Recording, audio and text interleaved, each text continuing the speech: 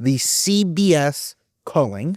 So, after weeks of rumors, CBS News confirmed a massive round of layoffs under its new editor-in-chief, Barry Wise. Nearly 100 employees were cut, including 8 on-air hosts, all of them almost being women, half of them women of color. The network also disbanded its race and culture unit, a move many say speaks volumes about the direction of mainstream media is heading. I want to real quickly give a shout out to the AJC, who has not done that with their race and culture unit right now, UATL. They deserve a shout out. For now, yes, right. For not doing that. So shout out to them, right? Yeah. So going directly into it, Mandii, this question is for you. When you hear about women of color and on-air personalities getting laid off, what do you think that says to the state of diversity in media right now? I mean, to me, it's interesting because I'm all for the women, the men, everyone just creating their own platforms. I guess kind of like what you said earlier. We are in a place where we're seeing DEI does not matter. Again, I don't know if people really care to hear opinionated Black women. We see people not want to hear. Tiffany Cross got let off from when she was on I believe it was CNN. No one wants to hear from Amanda Seales. People don't like opinionated Black women on air, which is why I want more people to have their own platforms. What I find interesting and what I would actually want to know is, of the layoffs, how many specifically from CBS were let go due to technology advancements and AI use? That's what I see as the problem right now. Like, even with Amazon, they're letting go of 30,000 employees, and it's because of the use of AI and just certain jobs that were created during the pandemic no longer being a thing. Back to media specifically, you're bringing up CBS, but we're seeing it across the gambit with even ESPN. A lot of people are being let go. Not just Black women, it's Black men, it's white men. It's kind of what we even saw with Jimmy Fallon, to see that there's a lane where someone can come in and take a white man off TV. That was actually more terrifying to me to see, because it let us know like how all of us are disposable when we are working under somebody. And so for me, it's the urge for us to just create our own. Get your own platform. Build your own YouTube. Get your own fan base. Start your own thing. And I think seeing how Jimmy Kimmel could just be off air, that man it works for someone. Let me jump in and say that the firings at CBS are definitely related to race and culture. I mean, but CBS, they have what so basically channels and stations. So basically Paramount is under CBS. And so okay. Paramount is also letting go of a lot of people. Skydance acquired Paramount. Yes. Which is David Ellison. Okay. Larry Ellison's son, who owns Oracle. Okay. Is also the guy that recently acquired TikTok. And so what I try to explain to people is there's a purge that, like, we're at a state right now where the media was media to the side and social media was the fun thing. Mm-hmm. So photos, videos, dances, all that. And the news is over here in the news. And what we've seen is that over the last 10 years, 5 years or so, the news is coming through social media. So then we need to buy these platforms that disseminate information and control the narrative extremely like especially us, because we're seeing what Elon has even been doing with X. 1000%. So with Paramount, David Ellison, even Barry Weiss, the woman that's coming in, it's a direct affront to saying, we're about to get rid of all you Black people. We're getting rid of race and culture, and we're going to talk about the things we want to talk about specifically. So you're not going to hear about, kids getting pulled out of apartment buildings in Chicago and zip tied. But we will talk about Charlie Kirk. We will talk about But that. Not surprising. And again, even going back or attaching this politically, in Florida, they're literally getting rid of critical race theory. They're trying to literally erase the history that we... When you say that, though, hold on. Yes, talk to me. When you say that... Yes. Like, it's obvious. But to most people, it's not.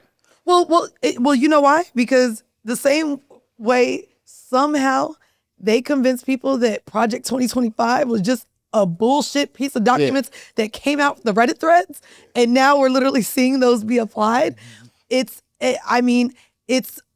where people don't have the ability to distinguish what they're being fed, to be brainwashed or think like people aren't thinking for themselves. I don't think people. Basically. I don't think people like when I think about these types of moves. I don't think people think about the move behind the move.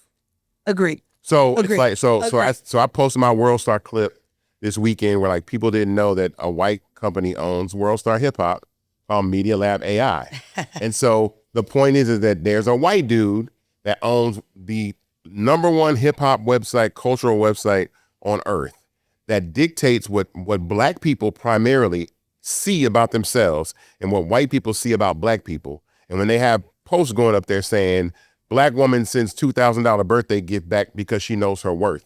And it's a text message and you can't tell that it's real. Yeah. That's the part that makes it super, super dangerous. So Yeah, my absolutely. point is like, we're at, you know how food has the nutritional facts of them now? We're at a point right now where every single site on the internet, we need to know the ingredients. Not only that, it was really interesting to me to see in terms of how they're feeding us things. Everything that just took place in Jamaica with Hurricane Melissa. It was really interesting what was showing up about Hurricane Melissa. The hashtag had more AI videos than really the devastation that took place there. And I was like, You want me to freak you out? please. I'm going to freak you out. I Please. said that, and I should have posted about this. Because you do post about a lot of things. And I should have posted about that. I'm not going to lie. Okay. When the hurricane was hitting Jamaica, Yes. if you went on the Weather Channel, if you went on any of the weather maps, you could not see the hurricane. No, it was crazy. It literally would not appear on the map. It's back now. Now you can see the weather was literally gone. Like you could not see the weather. And you know how you have the map. Because I think I recorded. You know how you show like the current weather, then it tries to predict it? Yes. The only time that you could see the hurricane is when it predicted the future. But live radar and all the past, you could not see the hurricane. And I was like, why is this hurricane about to hit Jamaica and you can't find it on any weather map? Oh, wow. And I should have said something about it because I was like, nobody really made a big deal about this hurricane. It was a category 5. The biggest, most devastating, most catastrophic hurricane to hit. And I agree with you. I feel like we all heard about it when it was hitting. Yeah. And I'm like, wait a second. I lived in Florida. You normally know days before a They talk about it category. like they make it a big event, like it's coming in 5 days, Absolutely. 4 days, 3 days. Bruh. But yeah, it was disgusting to me how many AI videos I was seeing about, like, they had one where a person allegedly was in a plane and captured the hurricane from the plane window. That was fake. Then of course they had all these stingrays and sharks in swimming pools, and it was just like, it's just taking away from what's like everything that I was seeing was AI. Fake. And it was fake. And I'm like, no one really knows the devastation of what's really happening because they're just feeding us all this bullshit. And Right? we don't even know what's going on. I don't even know what's going on in Jamaica. Yeah, no. I don't know the current state of the island. I don't know the current state You of have the to government. really dig to find, which to me is very telling. Yeah. And is it because it's an island Of black fully people. made up of black people? 100. Yes. I'm I'm like, this is really Y'all didn't believe me devastating when I how said it. it's not showing I us did not what kid. the fuck is They happening. saw the trajectory of the hurricane that it was going to go up out to the Atlantic Ocean. It was like, it ain't even coming close to the United The States. next thing you know, it's hitting. Yeah. Yeah, it was really strange. I agree. And listen, I go down a lot of rabbit holes on the internet, and I was just like, something ain't right here. Yeah. There was no. Okay, well, you saw what I saw. No, I saw. Not only did I see what you saw, but I was. And you telling- thinking what I think. I was like, man, because you're not thinking about the move. Yeah. We don't think about the move behind the move of these media platforms. And so all these people getting let go, like the one guy, the black guy that put the video out and said he got let go as a producer at CBS, and everybody that got fired was black, and everybody that got reassigned Signed was white. was white. I did see And that. what happened to DEI? I thought it was about the most qualified individuals. No, the dude, his boss said no. It's the people I know. You know what's crazy? I want to share some statistics on that, right? Mm-hmm. First is a report from Peer Research Group, a nonpartisan research study group. They said that black news consumers think that local reporters and black reporters do a better job at covering black communities. So that's number one. Number two, it shows that in a study, right, African Americans make up 13% of the U.S. population. Top advertisers spend about $3.86 billion on black interest media. So that means is that not only they're not going to get those advertising dollars anymore, but they're not even getting the right reporters to cover the news as it needs to be. Because they don't want to cover the issues. Yeah. But they're also turning down the money. You're not going to cover the issues. You're not covering the issues within the Black communities. Right. You don't need the ads. Yeah. So again, they would literally turn down money. So when you say, "Oh, it's obvious," most people don't see it like that. We don't see like the like people don't really connect the dots. Like, oh, this is a nefarious. A lot of the moves that are being made are intentional, calculated. And people are just assuming that World Star is World Star, and and Billboard magazine is Billboard magazine, and Rolling Stone is Rolling Stone, and all these news sites are just really telling the truth with dignity like they used to, and they're not. But it's also interesting to me, especially in the podcast space. Me and my friends have talked about the drastic drop in money from advertisements coming in, like even because of all these companies removing DEI, which a lot of, let's be very clear, it was Black. It was supposed to be. It's supposed to be Black. It was supposed to be. And the shift in the companies that no longer have that, they're almost removing the need to spend with Black creators as well. So just the dip in how much money is going into podcasts and creators' pockets is completely different than what it was during the pandemic as well. That's a gift and a curse. What part? The curse is that the dollars are less, but the gift is like you're pushing people into spaces where now they're independent journalists.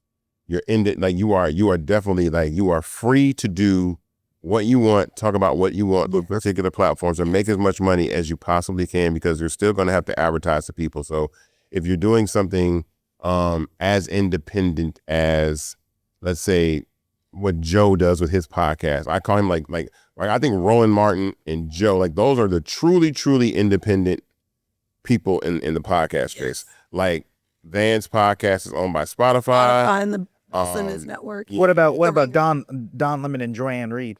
Yeah, they're recent. They're newer. I mean, Roland's been doing this for 6 or 7 years now.